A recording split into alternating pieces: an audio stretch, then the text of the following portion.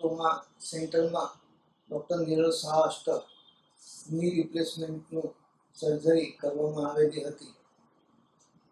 ત્યારબાદ સર્જરી થયા પછી મને આઈસીયુમાંથી જનરલ વોર્ડ રૂમમાં દાખલ કર્યો અને પછી મને ચલાવવામાં આવ્યો હતો. તે જ દિવસે તો ઘણું સારી રીતે ચાલી શક્યો હતો.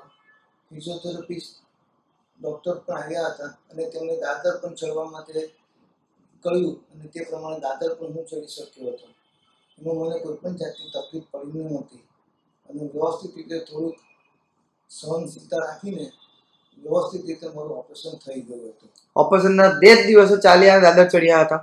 ઓપરેશનના તે જ દિવસે દાદર ચડ્યો અને તે જ દિવસે બપોર પછી ચલાવવામાં આવ્યા. સાંજના દાદર ચડાવ્યો અને બપોરે ચલાવેલા હતા. ઓપરેશન પહેલા કેટલું ગભરાતા હતા તમે? ઓપરેશન પહેલા લગભગ મને ઘણો બધો હાવ થતો હતો કે બરાબર ચલાશે નહીં, દુખાવો ખૂબ થશે, કદાચ પગ ટૂંકો થઈ જાય એવું તેવી પણ બધી મારા મનમાં સંવેદનાઓ હતી.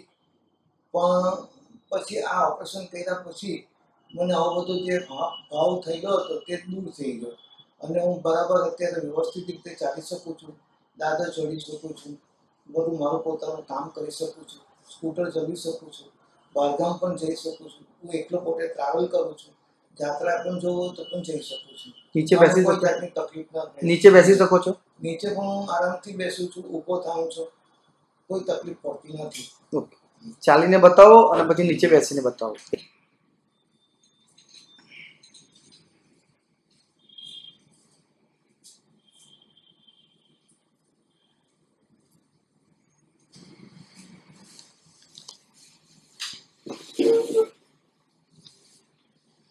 ઊભા થાવ. ઊભા થાવ.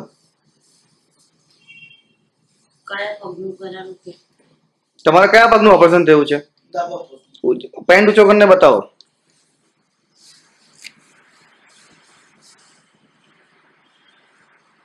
ઓકે, સરસ. ચલો, થેન્ક યુ.